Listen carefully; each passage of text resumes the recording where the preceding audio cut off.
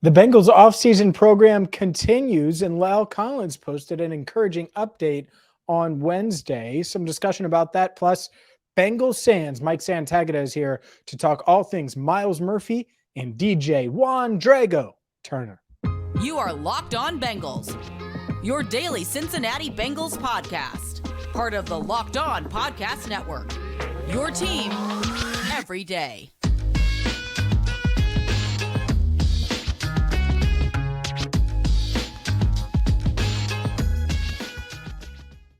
Hi again, everyone, and welcome in to the Locked On Bengals podcast. I'm James Rapien, no Jake Lisco, but we will be joined momentarily by Bengals_Sands on Twitter, Mike Santagata, to talk all things Myles Murphy and DJ Turner, or Juan Drago Turner, or Drago Turner. He goes by multiple names, but what we know is he's the Bengals' newest cornerback, a speedster that's certainly going to add a new dynamic to Lou Anarumo's secondary. But before we get to Mike, Lyle Collins, we talked about him a little on Wednesday's show, and I posted a video on Twitter of him just kind of hanging out at practice. Well, he was doing some sets and clearly working out at Bengals practice on Wednesday. That session wasn't open to the media, but he did post a clip to his Instagram story, which naturally I shared on all of my social channels, put it up at allbengals.com as well. But it's an encouraging sign. There's no doubt about it. He looked to be confident in that knee, attacking and powerful, all of those things that you look for. So who knows? It's May 24th. In a few months, could we see him out there? Let's say in 3 months. And that would be, camp would be over. But could Lyle Collins go out there and show that he's close to 100% and make a push for that right tackle job? I certainly think so. And it does feel like a domino will have to drop in that room, whether it is Lyle Collins, whether it is Jonah Williams. But who knows? Lyle certainly has a lot to prove. He will be 30 years old in late July. I believe it's July 26th. So we'll see there. One other thing, happy birthday to the Cincinnati Bengals. If depending on when you're watching or listening to this, obviously the show is posted on Wednesday evening. And on Wednesday, it was the Bengals' 56th birthday. It was the day that Paul Brown was able to officially reach an agreement to found the Cincinnati Bengals. And fun fact, as I was doing this Enter the Jungle book, which I haven't really talked about much on this podcast, I'm releasing a book about the Bengals coming up in September. You can check it out at CincinnatiBengalsBook.com. I've talked about it on social media, but that's not why I'm bringing this up. But when I was researching the history of the franchise, I know Mike Brown takes a lot of flack, especially pre-Joe Burrow, but he was a big factor in getting the team to Cincinnati. And he identified Cincinnati as an ideal target for the franchise when Paul Brown was looking to get back into professional football. So just a fun fact. Either way, happy birthday, Bengals, as they enter season 56. And, well, they're going to have plenty of new faces on this roster, including Myles Murphy. Let's start there. Let's get to our interview with Mike Santagata, starting with a 28th overall pick, Myles Murphy. Let's take a look at the Bengals 2023 draft class with Bengals Sands, Mike Santagata. Make sure you follow him on Twitter at Bengals_Sands and check him out, whether it's allbengals.com or it's always game day in Cincinnati. Got it right that time, Mike. Let's talk about the 28th overall pick, Myles Murphy. He's someone that, well, you're higher on, I think, than consensus. And I certainly think Bengals fans are going to enjoy your perspective. You've watched him, plenty of his tape, and looked at what he brings to the table. What's first and foremost, what stands out about Murphy as a prospect when you watch him on film? The combination of size, length, and his explosion get off. I know he didn't test super explosive, but I think that might be the T. Higgins thing, where tested much worse in an area that he's clearly better at on film, because his get off's really good. That combination, along with being a 5-star recruit and a highly touted high school prospect, giant ball of clay, that usually doesn't go this late in the first round. I was looking across at other guys, Bradley Chubb's an example, but he was more productive, but he went top 5. Then you get the two guys I think that, well, one guy commonly gets compared to him, Rashawn Gary, because that was more recent. And I think this is kind of the career trajectory you'd be thinking of. And the other guy was Jason Pierre-Paul, which is who I really like as a comparison, because Murphy has all the physical tools. He's just very raw. And some people can look at that and think, well, how do you think he's ever going to get better?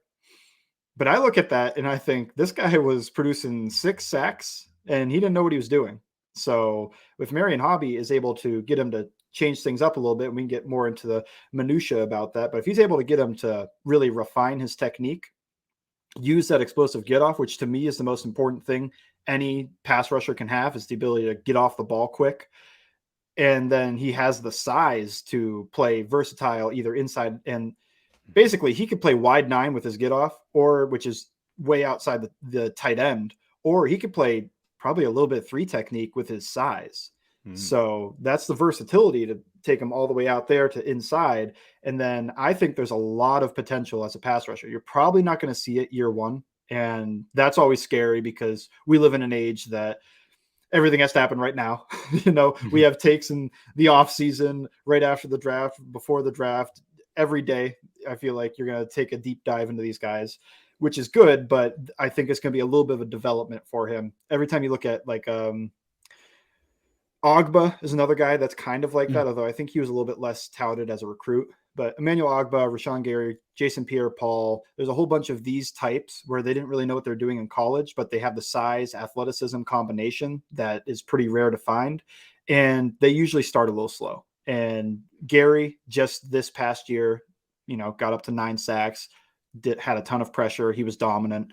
Jason Pierre-Paul started his career like, I think 4 sacks. And then the year after, which is quick, 16 and a half, and finished top 5 defensive player of the year. But like that could be the potential. Like I'd probably shave it off a little bit and say Pro Bowl, maybe all Pro 2 potential, but that's where I think it is. And I think that sometimes you can miss that because he was a little bit lower production, which all those guys I've talked about were, in college. And to me, it's easy to explain that just looking at him and saying, he's got no counter moves. Even his signature go-to move can use some work. And he doesn't really have a feel for the offensive lineman, at least consistently. He's shown it, but he doesn't have a great feel for them. We'll get back to today's show in just a second, but today's show is brought to you by FanDuel, a one-stop shop for all things sports wagering. The conference finals, well, there's still one matchup remaining. It's Boston. And can Miami get it done, or will the Celtics continue to make a push? You need to get to FanDuel right now, where you're going to get, well, probably the best offer that you can get right now, a no-sweat first bet up to $1,000. That's bonus bets back if your first bet doesn't hit. And so let's say you want to wager on Game 5 of the Eastern Conference Finals. You can do that, and if that wager doesn't hit, you're going to get bonus bets back right now with FanDuel, America's #1 sports book. All you have to do is go to FanDuel.com/lockedon. That's FanDuel.com/lockedon to get a no-sweat first bet up to $1,000. That's FanDuel.com/lockedon. I want to talk more about the things he can do to refine his game, how he fits. And we're talking about Bengals first-rounder Myles Murphy. But before we do that, you mentioned, and I've heard this, I think most of our listeners probably have heard this, he wins one way. He has one move. Mm-hmm. Can you discuss how he wins? And will that one thing, does that translate in the league at all? Or does he need to completely revamp things? Can he win with it?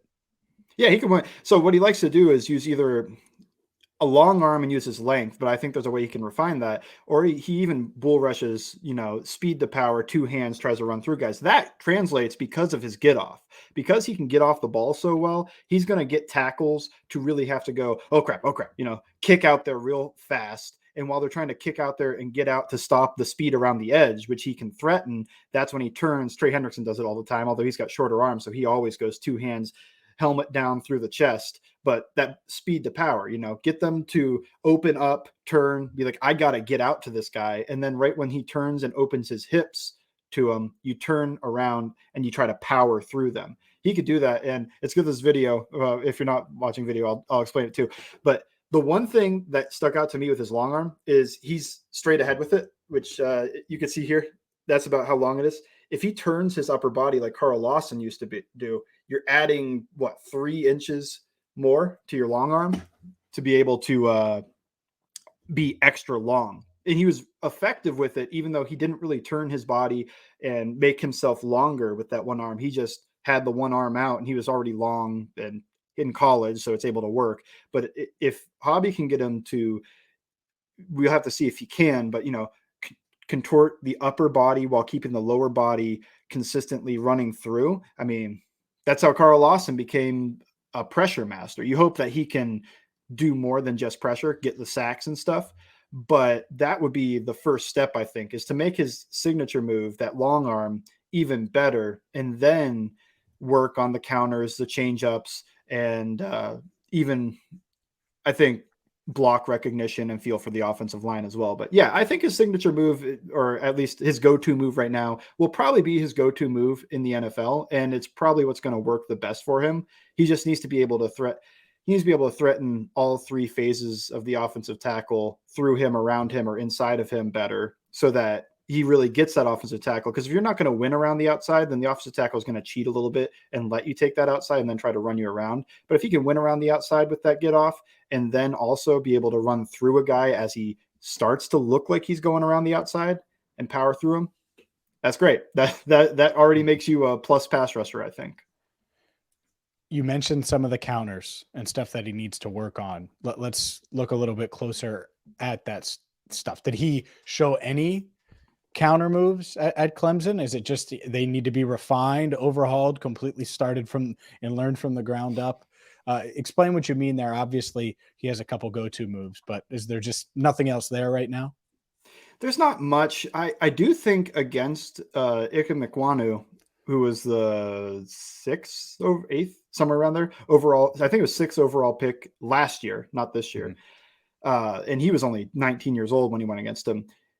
Ikwanu would sometimes set too far. And he did show that he had like this club rip combination inside when he got a clear overset. So if he can develop that more, I think that's a good one, because you're going to get if everything works out and his get off translates and his speed translate and his power translates, then I think your counter move is going to be when they set out hard to you, you just swat them so they keep going outside and you work inside. I think that would be the one thing. And he's already shown flashes of it. So I think that's one thing he'd be working on getting better. I also just think he should probably develop swipe and chop a little bit more, because those can work inside and outside for whenever they try to get hands on you quick. So those would be what I'd be looking at. I don't think it's fully from the ground up, but I also wouldn't say he's too far off the ground either. He's kind of hovering. It's not completely broken, but it needs a lot of work. And I think those are the areas that if you polish it, you'll end up with a really, really good pass rusher. Just to clarify, there was a little glitch there, which is fine. It's modern age. It happens. You said swipe, chop. What were the other ones that you were mentioning? I was just saying swipe and chop. And like I mentioned, that club move to club guys along the way earlier on, that when they're setting out hard works really well, because you're just going to keep them going. You're going this way. You're going to keep going that way, because he's hitting them with 280 pounds of force or whatever he's got going on. It sounds like I said at the start, you're high on Myles Murphy and maybe a bit higher than consensus, which is welcomed, because I think anybody listening would love him to be Jason Pierre-Paul, would love him to be that great pass rusher that even if it takes a few years, by the way, if he develops into that. How does he fit now? Looking at this Bengals defense, you mentioned it, you don't expect him to be a great pass rusher as a rookie. Where do you think his game fits, translates, helps the Bengals in 2023? Well, despite Trey Hendrickson's awesome pass rushing, he's an okay, maybe a little bit below that run defender. I think you could give him some breathers on those early downs, especially against teams are going to try to run the ball. And Murphy has areas to work on in the run game. But I think just that size, that length, and his strength does a good enough job that he should be able to be. I think his floor as a run defender is pretty high. I think there's stuff to work on to, become a Sam Hubbard type run defender, but I think he can walk in and be a pretty good run defender. So I think that's where you get your snaps early. You want to give him game reps as a pass rusher, obviously, in the season, But where it fits better, I think, is giving Trey Hendrickson a little bit of a breather, or even at times kicking inside to 3 technique. I think it was last week you guys mentioned BJ Hill, 900 something snaps. Yes. Got to find a way to get that down a little bit. So if he can kick inside on pass rushing downs and take some BJ Hill snaps, and he can, which I don't think he's an awesome interior pass rusher yet, because I like his speed. And when you're inside, your speed is a little bit taken away. But maybe you kick Hubbard inside and he's rushing from the outside. But I think you can make it work as a pass rusher on those passing downs, 3rd down, 3rd and long, 2nd and long, even anymore.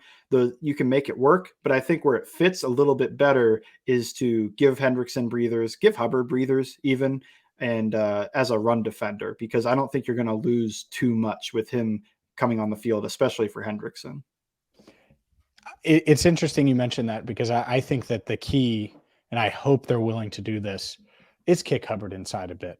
I think that would kind of solve it, put Myles in a position to succeed right away. I think Hubbard, you mentioned his run defense. I think it works, and we haven't seen him play inside as much. And the other part of this, and it's something funny enough, your guy DJ Reader was talking to us about a few weeks ago. Hendrickson and Hubbard don't want to come off the field. They'll be exhausted. And Reader's like, he said he'll send guys, Osai, go get him. Go get him for a snap or two. Go Cam Sample, go get him. They need to be able to maximize their value this year by taking snaps off and some time off. And Osai, Murphy, all those guys in the mix. But certainly Murphy's a big piece of that.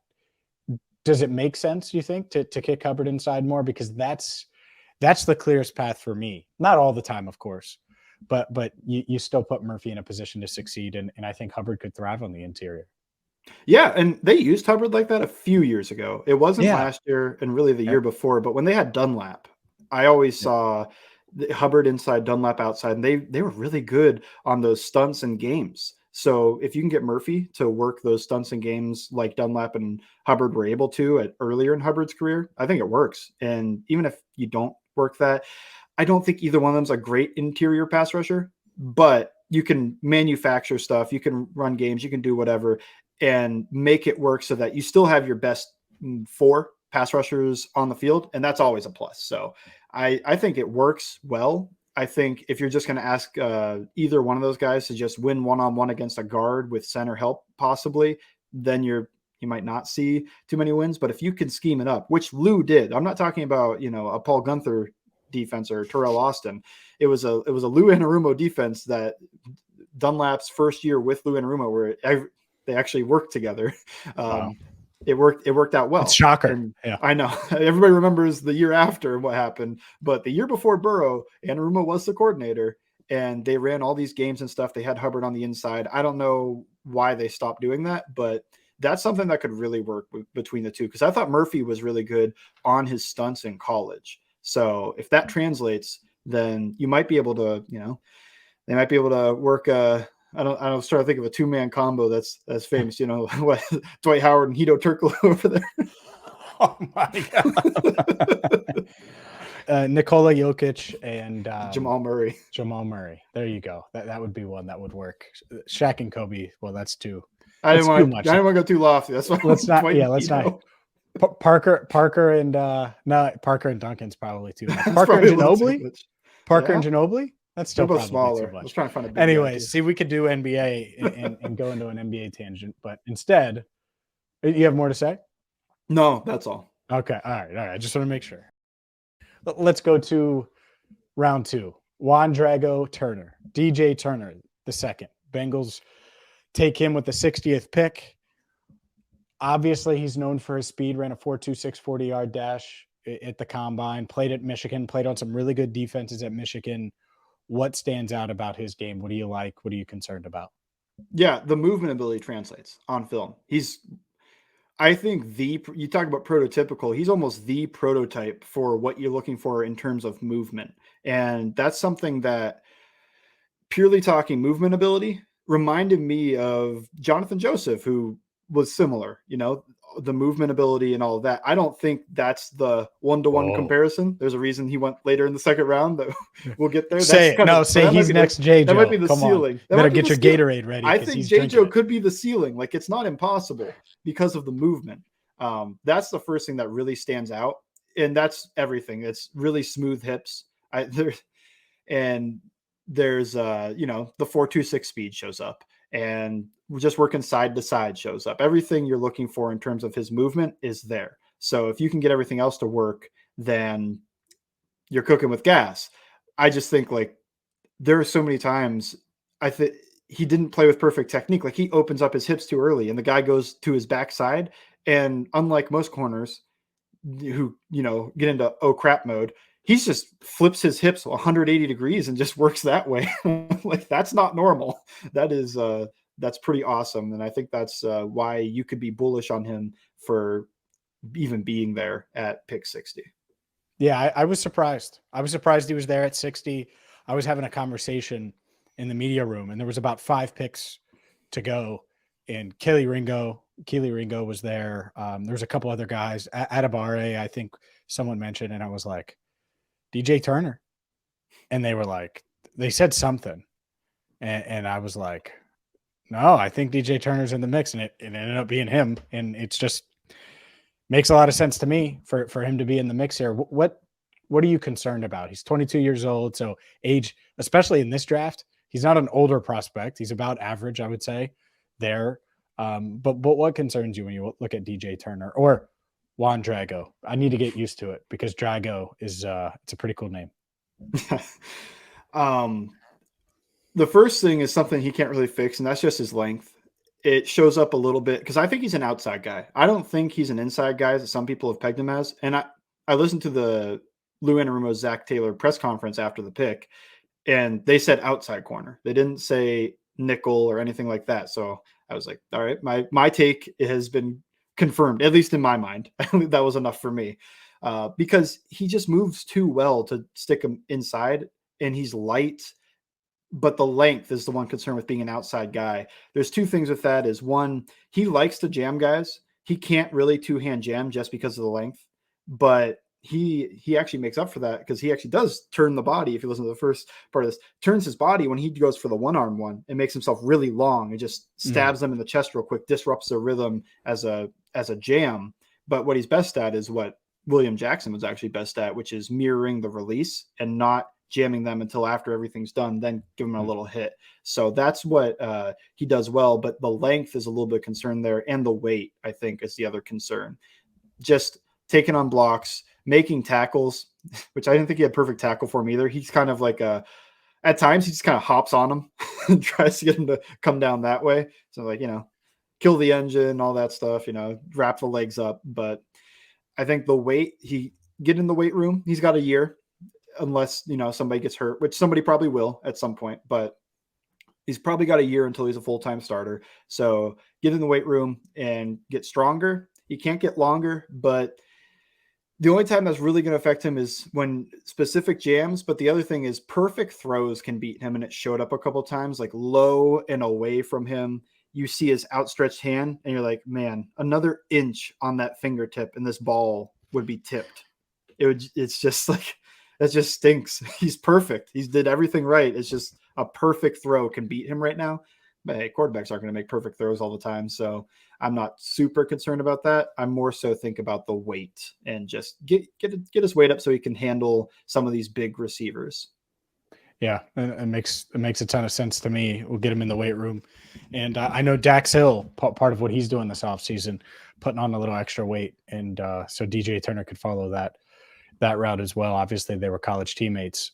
How does he fit? You kind of mentioned it. I feel like he is, you're right, 4th corner, backup outside corner. If you need him in the nickel, I think he could do it. I agree with you, though. I don't think that's really in play. They have 2 nickel cornerbacks on the roster, both under contract for the next 2 seasons. So, yeah, I think you're right. I think he's cornerback 4.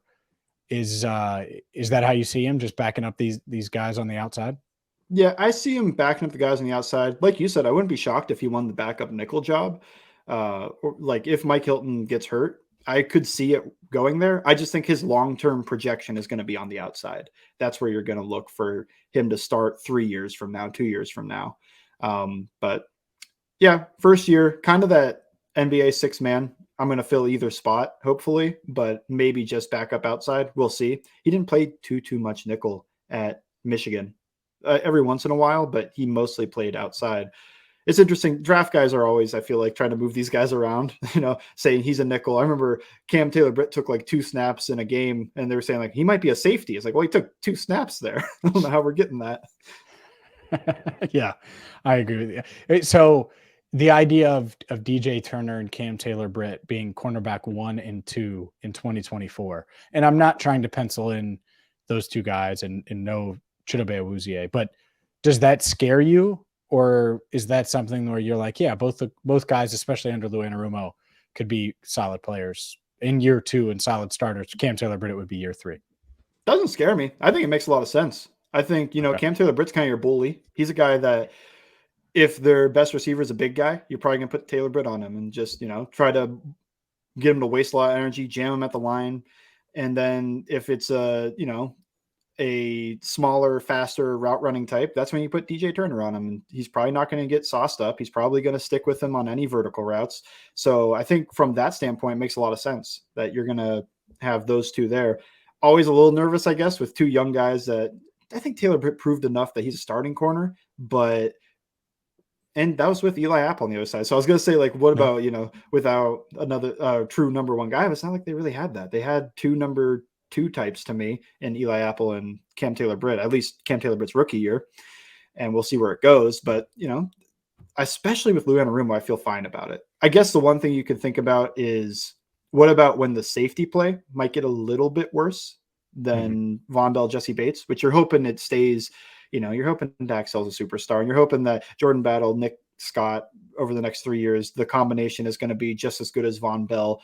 But realistically, at least at first, it's probably going to be a little bit worse. And it's all related. So can the corner play make up for the slight drop in safety play? That would be, I think, the bigger concern to me than those 2 just starting. Because I guess I feel good enough about DJ Turner that I think he's a starting level corner. And I think there's potential to be much better than that. But I can see at least just, a solid starting corner that you trust quite a bit against speed guys. That's episode 1 with Mike Santagata. And, well, on the second show that we're going to do on this film breakdown NFL Draft Edition is look at the day 2, the second day 2 guy in Jordan Battle, and then some wide receivers, my favorite, some offensive guys, whether it's Charlie Jones, Chase Brown, a little Andre Yosevach. So we will do that on tomorrow's show. Make sure you hit that subscribe button, ring the bell, follow Mike at Bengals_Sands on Twitter. And until next time, thank you so much for listening to the Locked On Bengals podcast.